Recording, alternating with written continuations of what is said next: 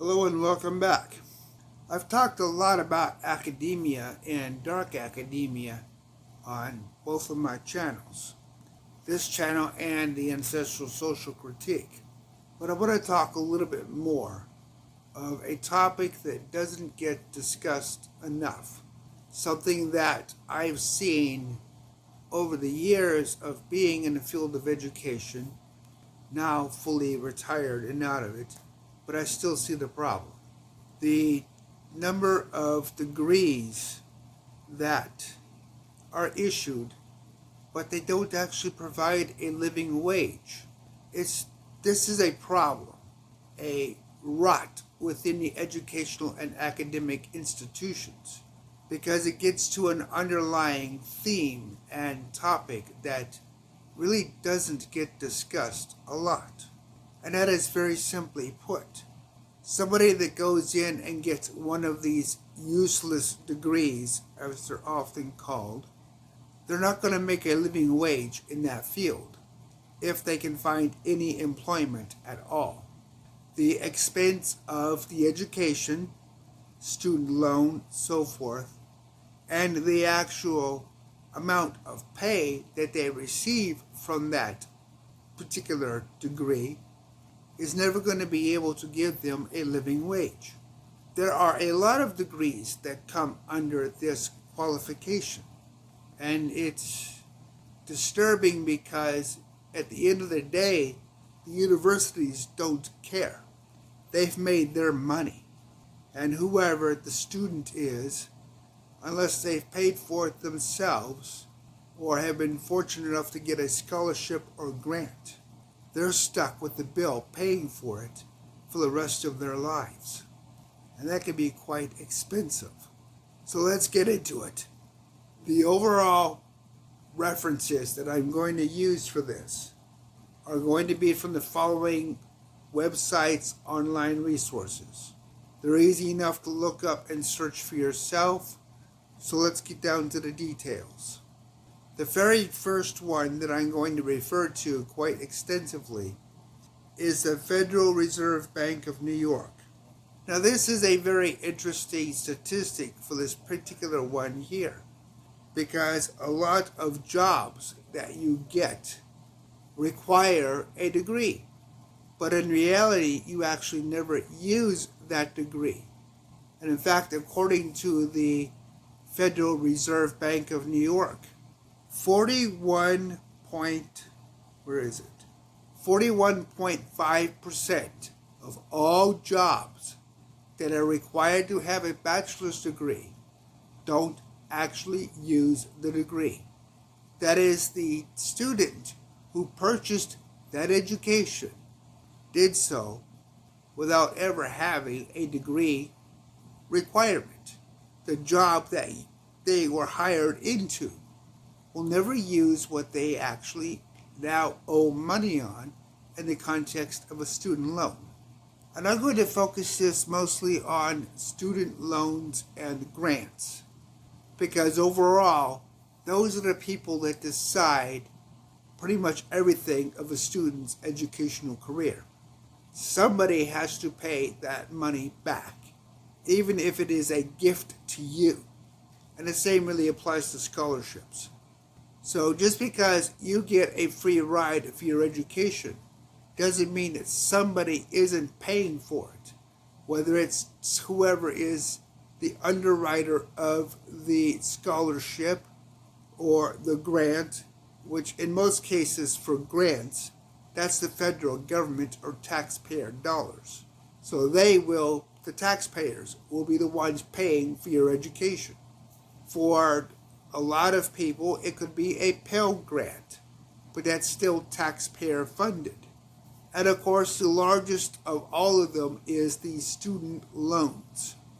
Those are by far the most profitable way the government makes money with an endless supply of interest. So now that we know that 41% of all jobs requiring a bachelor's might not actually use that bachelor's degree, let's continue.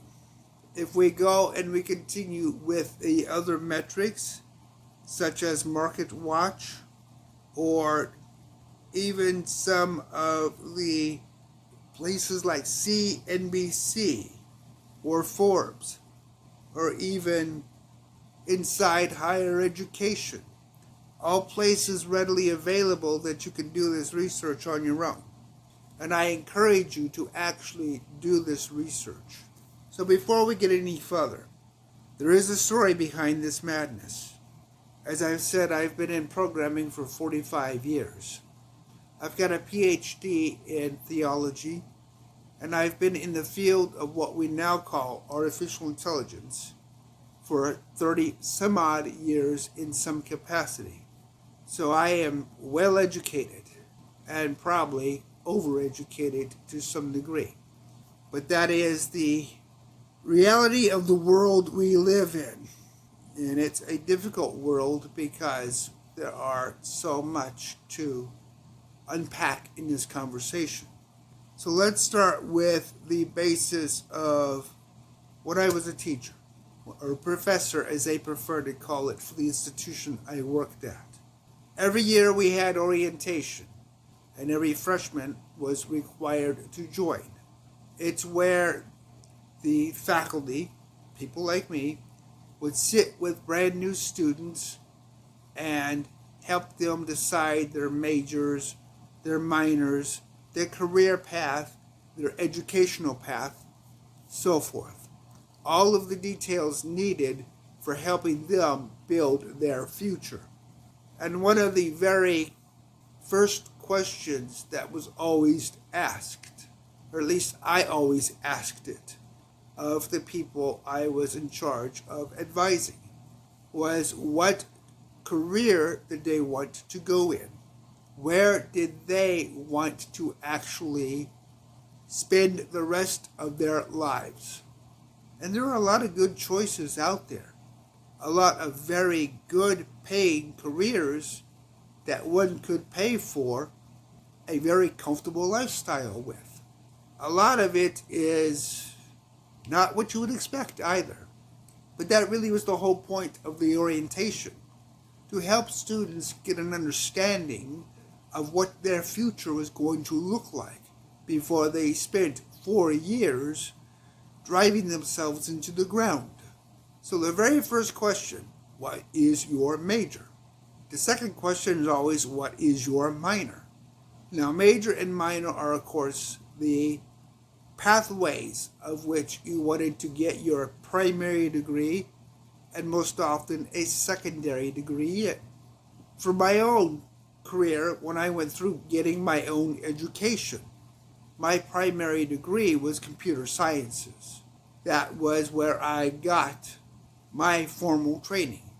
So being from that field, those were most of the students that I tended to advise. Although later on, when I started working at a community college, that changed and shifted slightly. But we'll get into that later. For the purposes of the orientation, the very first question I always asked any student that wanted to come into the computer science field was, what did they hope to get out of the field? It seems like an obvious question, but it's really not. Because if the student has no idea of what the field is, in other words, they were just told by their high school counselor, it's a good paying field, it'll give you a future. That doesn't help them make decisions. That means they didn't research what they were actually looking into. You'd be surprised at how many people became programmers, went through the education, got into the real world, and within 4 or 5 years went someplace else because they absolutely hated it.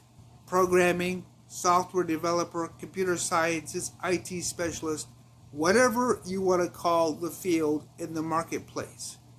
It is not a sweet field to be in. It can be high stress.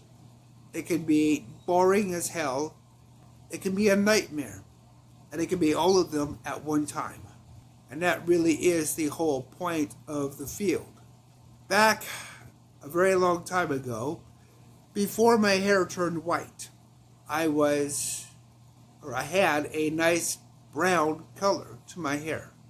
When I started 18 into university and I went through the apprenticeships and I started getting into guilds when they existed and apprenticeships for actual on-the-job training.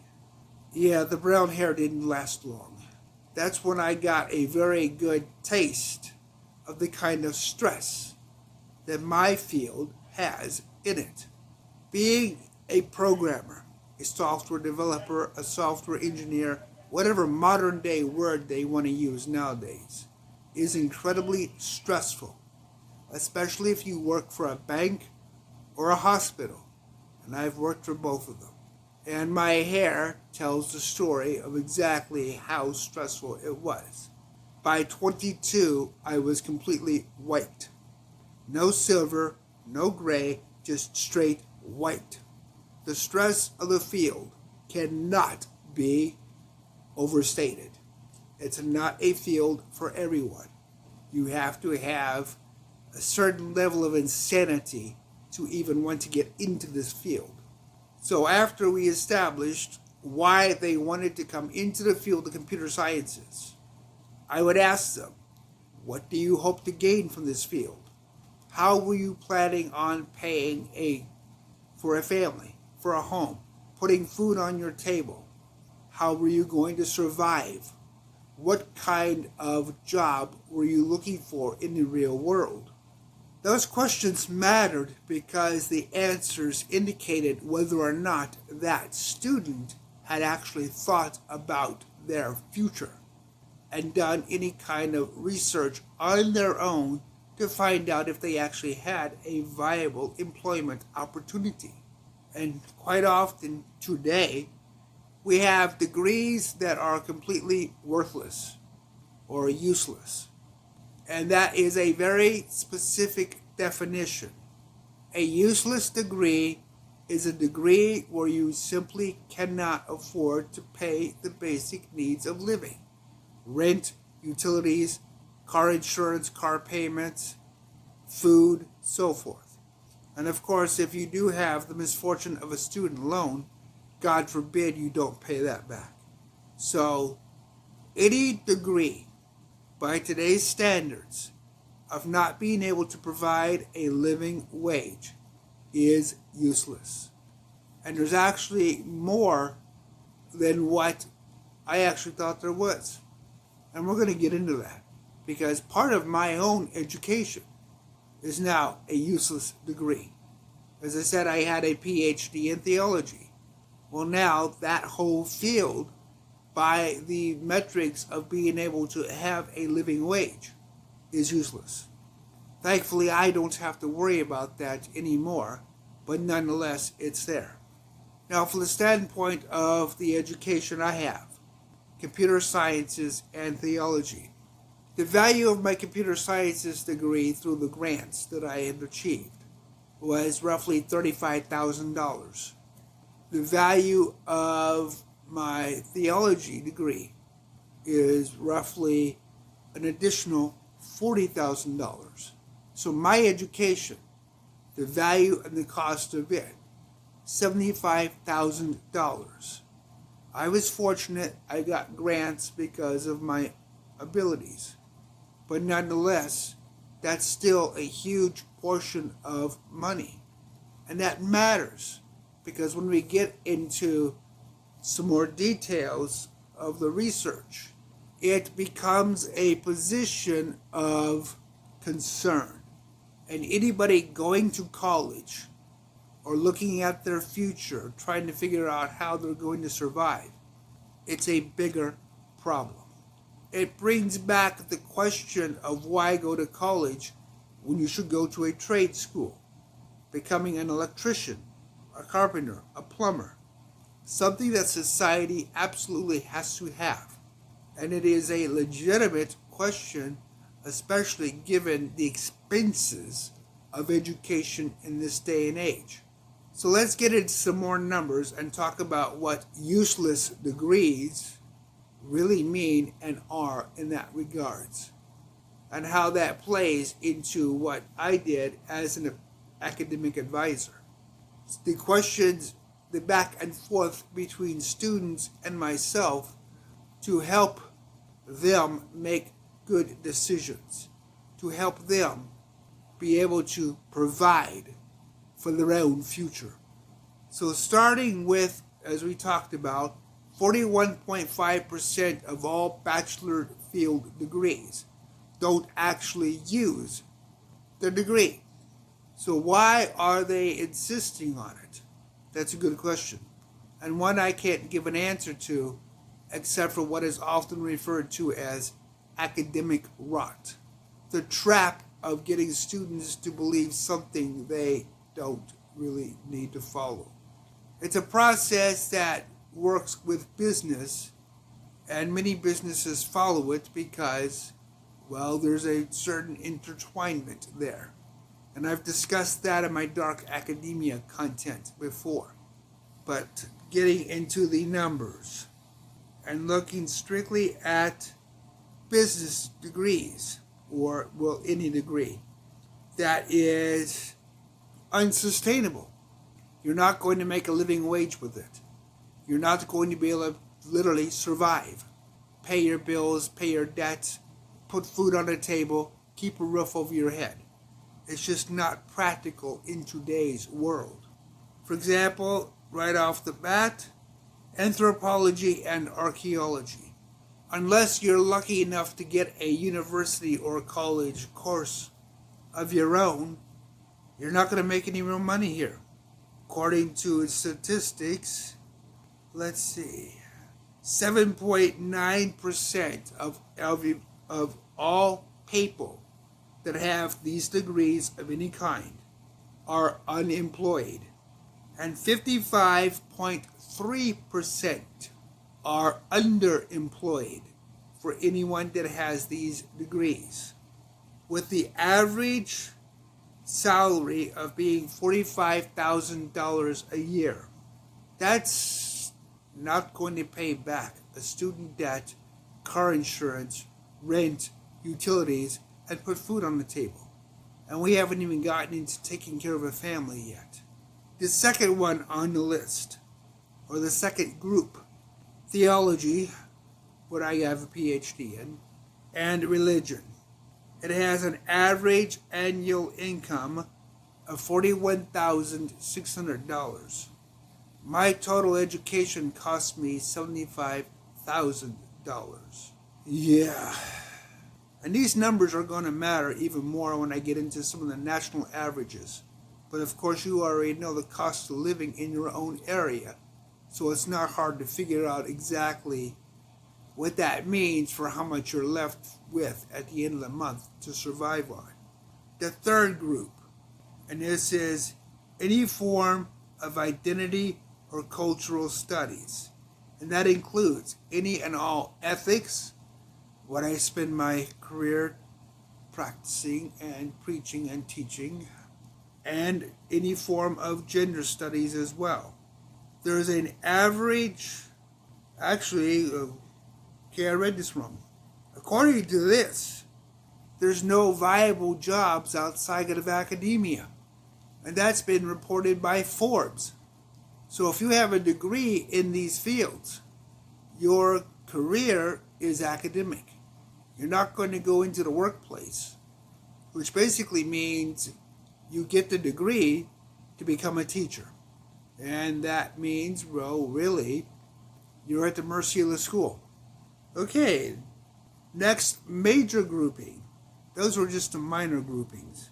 What was called the Terminal Liberal Arts and Social Sciences. That was the first group I just mentioned. The second group is Fine Arts and Performing Arts, and the useless degrees in them by today's standards. Any and all forms of performing arts, theater, dance, and music. 63.9% of all degrees in this field are underemployed, and 7% of anyone holding any of these degrees are unemployed, with an average yearly salary if you're lucky enough to have a job, $44,000 a year. The second group, fine arts and photographic arts, has a 7.7% unemployment rate and a 58.9% underemployment rate. Art history has a 6.7% unemployment rate. And they don't even mention the underemployment rate, because here they specifically say that most of the art history field requires a PhD. So you're underemployed or unemployed, and most specifically for most jobs you might actually have, you're, what's the word they like to use? Overeducated for the job? Okay. Moving on to the third group, early childhood services and social services. This one is regarded as the low-wage trap. Early childhood education has a range of $45,000 a year to $52,000 a year. Underemployment is 1.3%, and it is considered one of the lowest paying college degree jobs in the last 20 years. And they don't report, unemployment is 1.3%.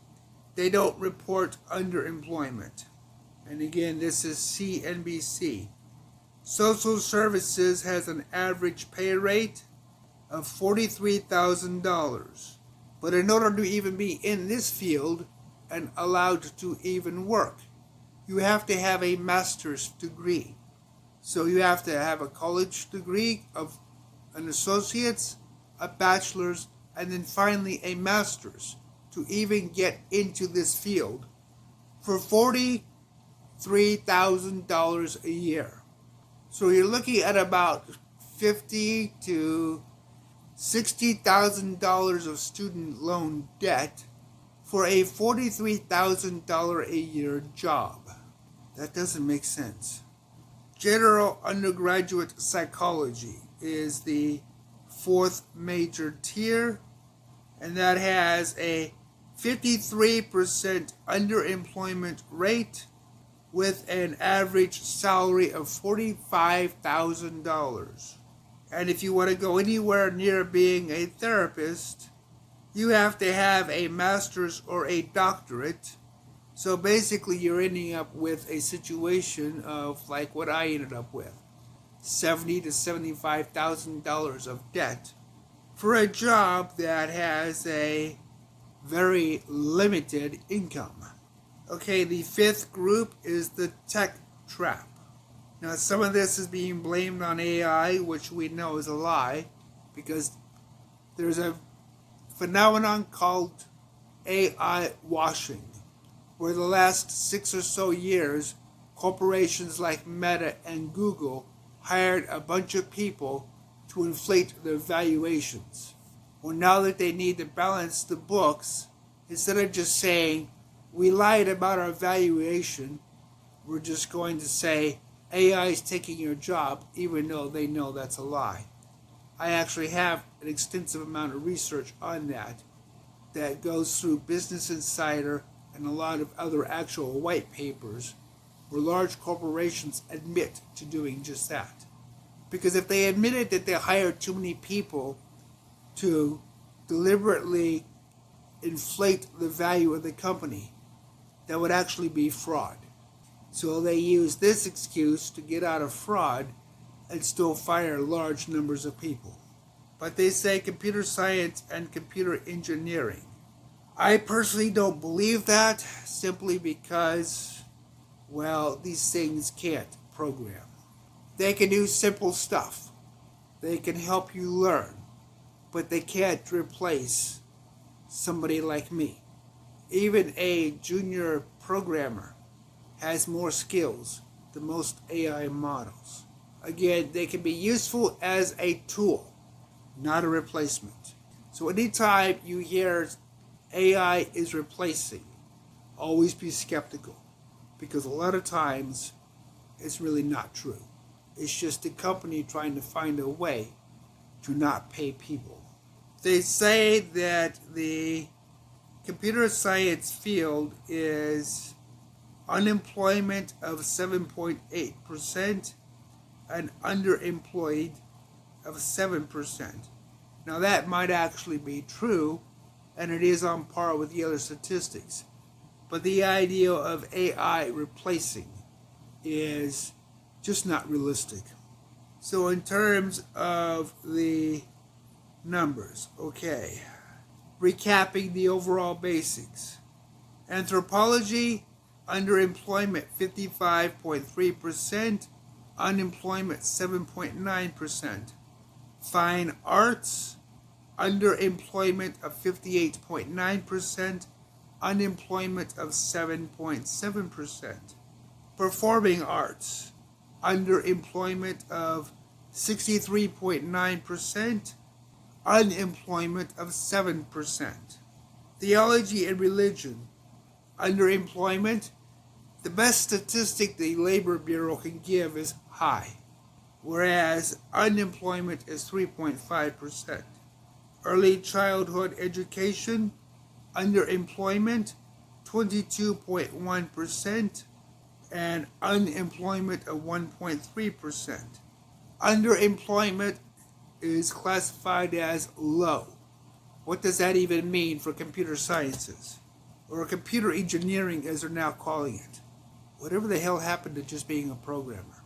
So let's see, I've gone from being a programmer to a software developer to a software engineer to now a computer engineer. Really? At the unemployment rate of computer engineering is 7.8%. And these are considered all useless areas because they don't provide living wages anymore.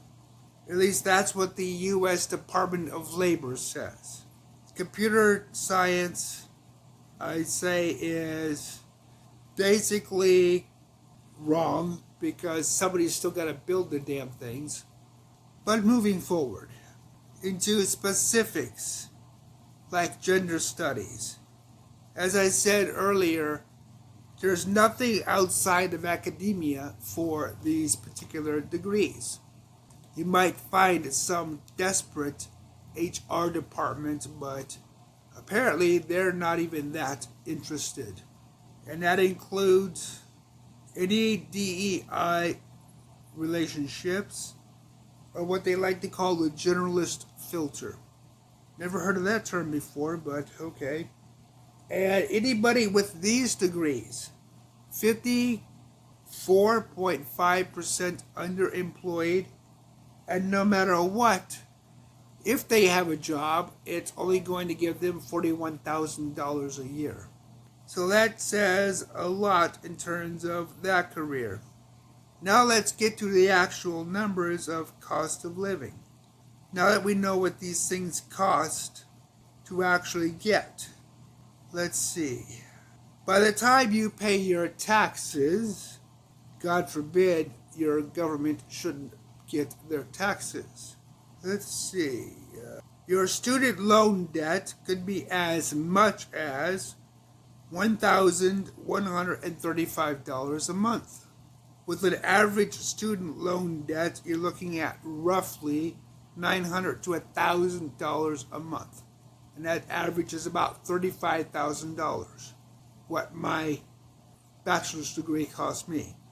Well, by today's pricing, that's going to be about $900 to $1,000 a month. Maybe a little more, maybe a little less. So, figure you're going to have some expenses to pay. If you have a gross starting salary, $43,000 for example, well, you're going to pay 20% in state, federal, and FICA taxes, so you're going to lose $8,600 a year. Then you're going to pay the mandatory state pension tax. That's going to be roughly $2,100 a year. So that's going to leave you with roughly $2,687 a year, or a month, excuse me. So after you've paid all of your taxes, basically $32,000 a year, $2,600 a month, take off your student loan, you're looking at, well, $1,000, that's $1,600. From there, you're looking at rent, car insurance, gas, food, whatever your utilities are, lights, gas, electric, a phone bill, a cable bill. What do you have left to live on? Really, what do you have left to live on? How do you even live in some areas like California? So that's the whole point of this. From the standpoint of these degrees, how do you survive? How do you actually survive or even remotely have enough to, well, what happens if emergency happens and your car needs repairs? But that's the whole point of the discussion. And that was why, when I was a student advisor, I asked my students what they had hoped to gain out of the field. The answer had to be a living wage, had to be being able to feed themselves, being able to keep a roof over their head, being able to pay their way after everybody else got paid first. But that's the problem we have today. Universities are pushing degrees that are worthless, and they don't care. They've made their money. They don't care if you spend the rest of your life in debt for a degree that isn't going to keep a roof over your head or a food on the table. Back when I got my degrees, and that was a long time ago, it was a different world. It was a world where you could live well. Not necessarily rich, not over the top, not extravagant, but you could live well. You could live well enough to have a comfortable lifestyle. You could live well enough to be able to provide for a family. You can't do that anymore. Even with the high-end degrees, management, so forth, it's difficult. So why do universities keep pushing these worthless degrees that pretty much guarantee a student spends the rest of their lives in debt and suffering? Because they've already got their money and they don't care about your future. Because nobody was there to ask the real question: how are you going to pay your way? How are you going to provide for yourself? Academia doesn't care, because if you can't provide for yourself, that makes them happy because you become part of the slave system they've built and they've maintained. I've covered that whole aspect before in my Dark Academia series, but we are at a point in our society. We are in the age of decadence and have been there for at least the last 20 years. Our society is going towards collapse, and all of these useless degrees is just one more stepping stone in that direction to a society that cannot provide for itself. If you are just starting your walk in life, think about the questions I've asked. If you're still in college, if you're still getting your degrees, take the time to really think about how you're going to pay for your future. Sometimes the painful decision of changing a major is necessary. Sometimes looking at a technical skill like plumbing or electrical or even nursing is a requirement. Think about your future, because the universities are only thinking about their wallets. If you pay for your own education, they don't care. You can do whatever you want, and it's not going to matter, because they still make their money. Their goal is to make you sure that you're trapped in the system. Your education isn't good enough? Go back to school. Get another loan. Add another $35,000 of debt. It's all one vicious cycle. And the only way to break it is to really go out of your way to think about how you build your future. Hopefully you found information here that's valuable. Hopefully you have information that if you are in university or college and you're progressing with your education, it helps you take a step back to plan better for what they're not telling you. Do the research in your area. Find out what jobs are available. And the one thing to remember, what you learn today is going to be out of date by the time you enter the workforce. When I got my programming education and then I entered the workforce, the very first job as a programmer was straightforward. The language I was trained on was already out of season and the companies were using something else. So I had the choice when I was asked, learn the new language that they were using now, or I wouldn't have gotten a job.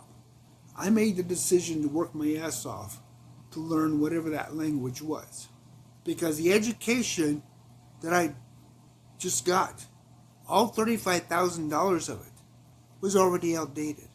Right day one, right off the graduation line, going to the employment services and getting my first slip from the university.